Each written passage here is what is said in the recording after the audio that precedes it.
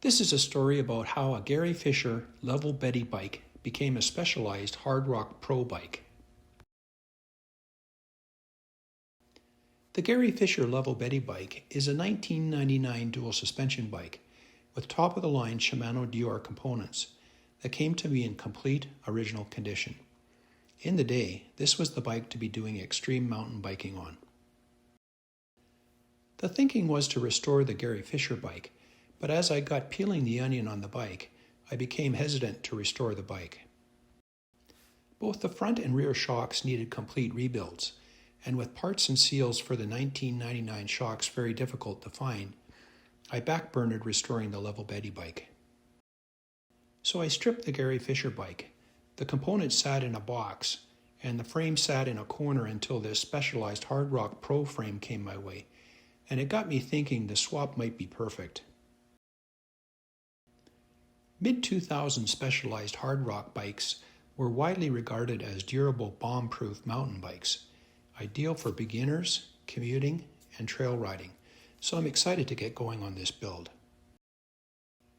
I'll use the Bontrager Maverick wheel set that came from the Gary Fisher bike, as they are considered tough as nails and have an asymmetrical design to reduce the dishing requirement.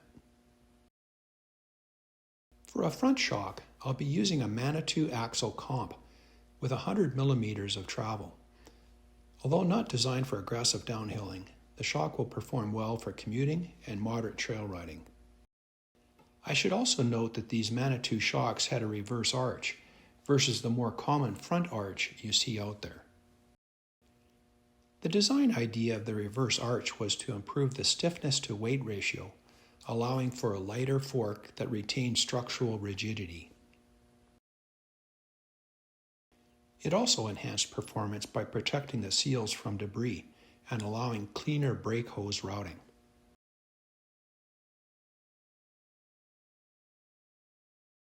Anyway, I've got the Bontrager EDX 2.40 skins installed, and not only will they perform well on a variety of terrain, I think they look pretty darn good too. Next, I'll go ahead and install the rear Shimano Deore XT derailleur, and the Shimano XT front derailleur, and the Shimano STX-RC crankset. The front 22, 32, 44 tooth crankset, combined with the 9-speed 1132 cluster in the back, was very typical for the time period. The gear ratio is made for easy hill climbing and going really fast on flat stretches. With the derailleurs and crank installed, I'll go ahead and install the chain.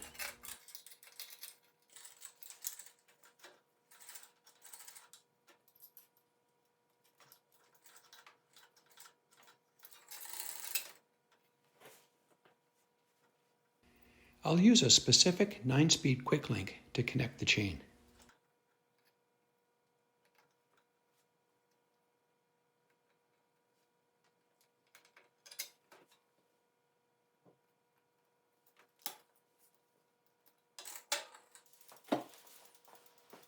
Next, I'll get going on wiring up the gears. The Deore SL M510 shifters had the classic no shift action due to hardened, dried out grease inside the mechanism, preventing the internal pawl from moving freely. It's an easy fix by flushing the shifter with a degreaser like WD-40 and then working the internal parts until they move freely, and then relubricating with an SAE 90 weight gear oil. Anyway, I'll go ahead and install the shifters using a 5mm hex wrench, being very careful not to drop the wrench.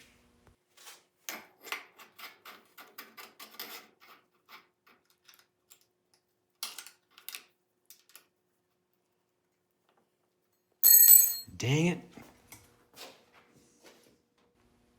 As I'm wiring up the gears, I gotta say I'm a huge fan of Shimano Deore components. I especially like the Shimano Deore XT-M750 rear derailleur, introduced around 1999. It's considered a legendary rear derailleur, often noted as one of the best 9-speed mountain bike components ever made. Its reputation stems from a combination of extreme durability and precise shifting, and a perfect balance of high-end performance at a reasonable price point.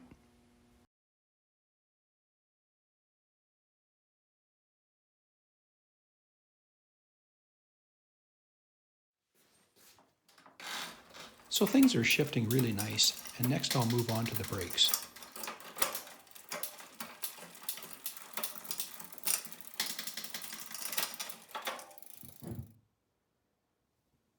I'll be installing a nice set of mechanical Hayes MX4 brakes, which will work great for commuting and cross-country riding.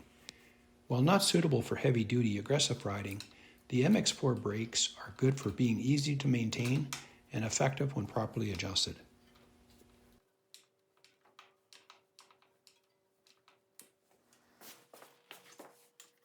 Next, I'll install the brake levers, noting the levers need to be long pull for the mechanical disc brakes.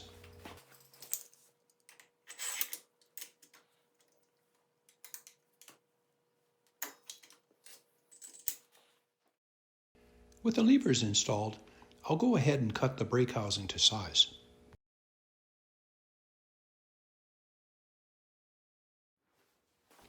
And then install the brake cable.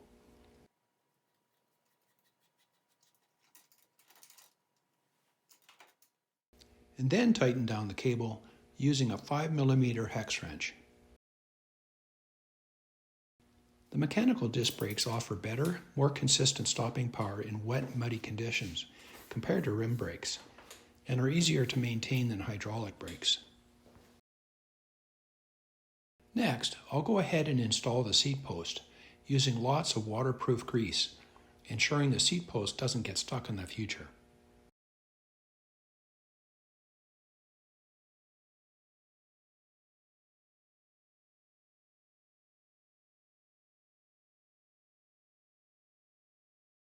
Well, I think this build turned out pretty good, and I also think Specialized hit the mark with this Hardrock Pro bike, in that the bike really did defy its entry-level classification by offering a high-quality frame, versatile rugged geometry, and reliable components that allowed it to perform on trails far better than its competitors.